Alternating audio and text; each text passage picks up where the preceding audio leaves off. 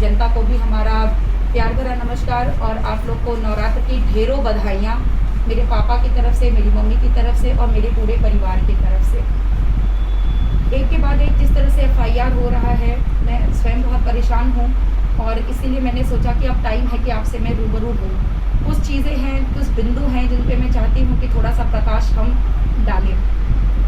सबसे पहले मैं मिस्टर कृष्णानंद राय जो यहाँ के SHO हैं थाना गोपीगंज के, उनको मैं बहुत बहुत थैंक यू बोलना चाहती हूँ, क्योंकि कोर्ट के ऑर्डर के अनुसार मुझे अपनी मम्मा को लेके यहाँ 1 हफ्ते के लिए आना था। मेरी मम्मी का हाथ फ्रैक्चर हो गया था और उनको काफ़ी पेन हो रहा था, बीच में उनकी तबीयत भी बहुत ख़राब थी, लेकिन उन्होंने बहुत ही लाइक अ जेंटलमैन उन्होंने हमें ट्रीट किया, हमें अच्छे से बैठाया।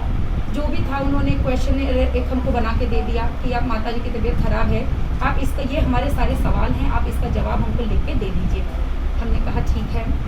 तो हमने 2 दिन बाद उसका पूरा आंसर रिप्लाई बनाया और उनको सबमिट कर दिया। हमने उनको बताया कि जो मैसेज क्रिस मोहन फर्म है एक, वो सोल प्रोप्राइटर नहीं है, वो तनहा मालिक नहीं है, वो एक पार्टनरशिप फर्म है जिसमें 40% क्रिस मोहन तिवारी भागीदार हैं, 40% की मेरी मम्मी भागीदार हैं और 20% के मेरे फूफा जी अशोक कुमार शुक्ला भागीदार हैं।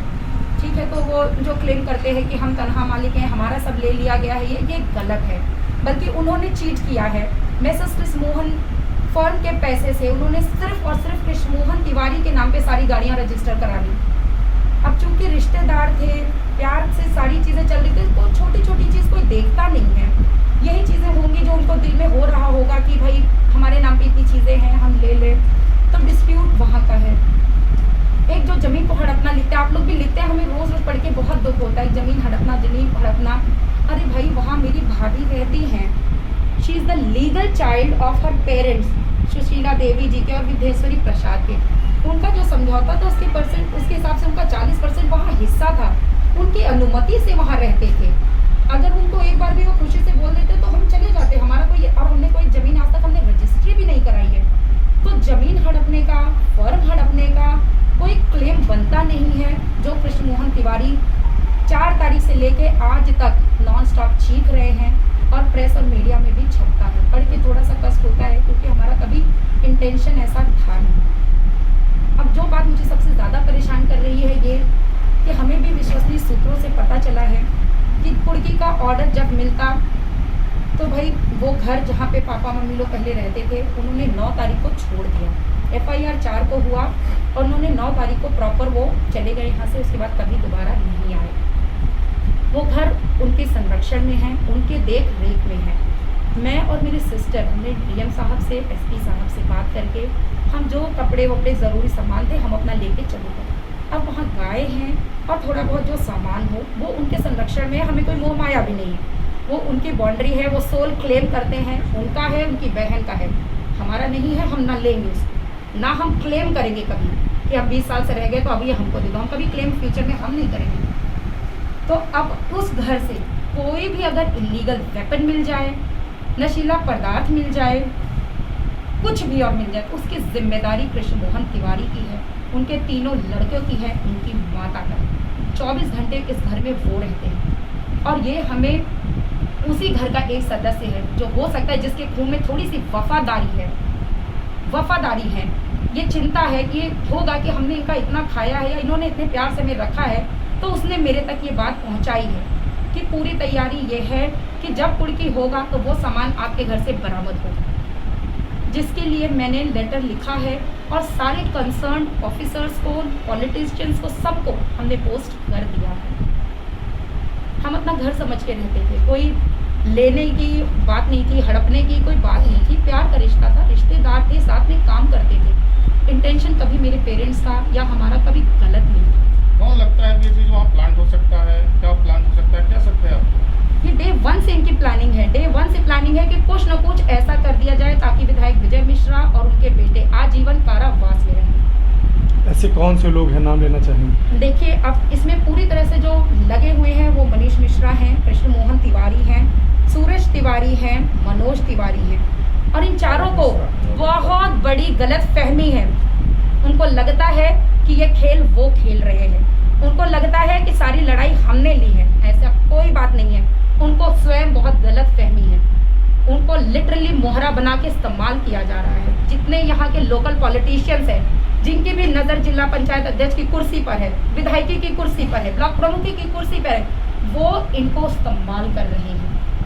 उनको पता था इनके दिल में जो भी ग्रजेस हैं या नफरत है, वो उस चीज़ का फ़ायदा उठा रहे हैं। आपको जानकारी मिली होगी कल विधायक विजय मिश्रा, उनके बेटे विष्णु मिश्रा और उनके घर परिवार के बच्चे के ऊपर रेप का केस दर्ज किया गया है। बिल्कुल। क्या कहेंगे, क्या जानकारी है? क्या जानकारी है? जानकारी यही है, ये बात आप भी जानते हैं, मैं भी जानती हूँ, और सबसे अच्छी बात है यहाँ के सारे अधिकारी जानते हैं कि ये जितनी FIR हैं सारी की सारी फेक हैं। ये एक सोची समझी साजिश है, ये एक पॉलिटिकल मूव है। इसको आप जरा ऑर्डर में समझिए, क्रोनोलॉजी आप देखिए कि सेम अधिकारी 2-2 साल से यहाँ पर है, 1.25 साल से है, साल भर से है। क्या कोई प्रॉब्लम आई? कोई प्रॉब्लम नहीं है। जब से विधायकी का इलेक्शन आया 3.5 साल मेरे पिताजी बस यज्ञ पूजा पाठ गौ सेवन अपना करते रहे। क्या कोई प्रॉब्लम आई? नहीं आई।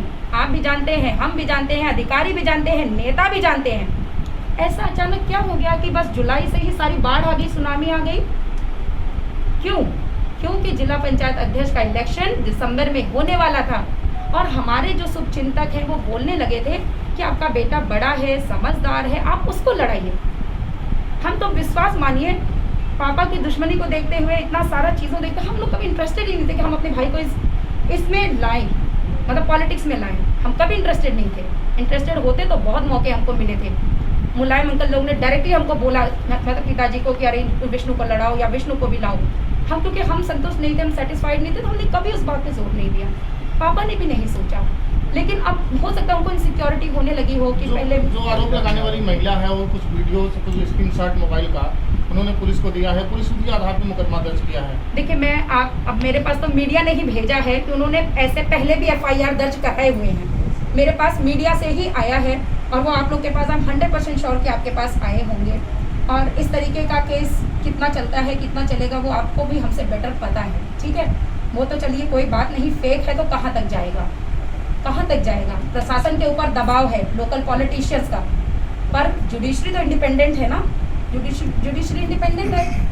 हम वहाँ तक जाएंगे, अपनी चीज़ों को प्रूव करेंगे। लेकिन इन्होंने पहले भी FIR कराए हैं। ये हमें अभी 5 मिनट पहले हमें जो यहाँ के कोई भोजपुरी गायक हैं, लोकप्रिय हैं, भरत शर्मा, उनके लड़के हैं मनोज शर्मा, शायद उनके खिलाफ किया है इन्होंने।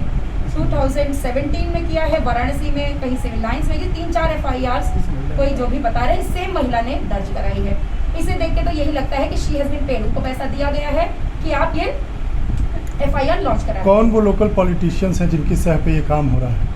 देखिए, लोकल पॉलिटिशियंस की बात आप करेंगे तो इस वक्त सबसे ज़्यादा जोश में रविंद्रनाथ तिवारी जी हैं, ठीक है।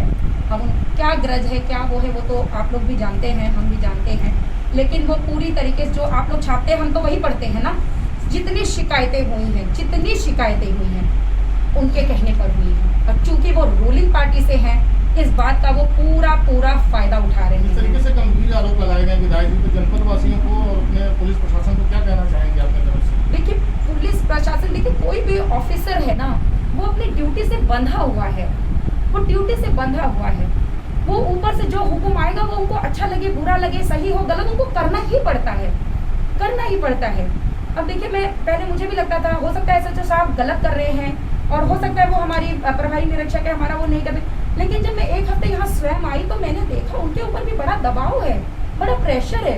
एक दिन वो झूठ मूठ कर किसी ने बॉम्ब रख दिया था, तो बेचारे पूरे दिन वहीं रह गए, बल्कि हमसे भेंट नहीं हो पाई, मतलब मुलाकात नहीं हो पाई। हम 5 घंटे बैठे रहे और हमने भी कहा भाई जब तक वो आके बोल नहीं देंगे कि कोई क्वेरी नहीं है, हम नहीं जाएंगे, तो हम नहीं गए, ठीक है। तो उनके ऊपर भी दबाव है, मुझे ऐसा लगता है।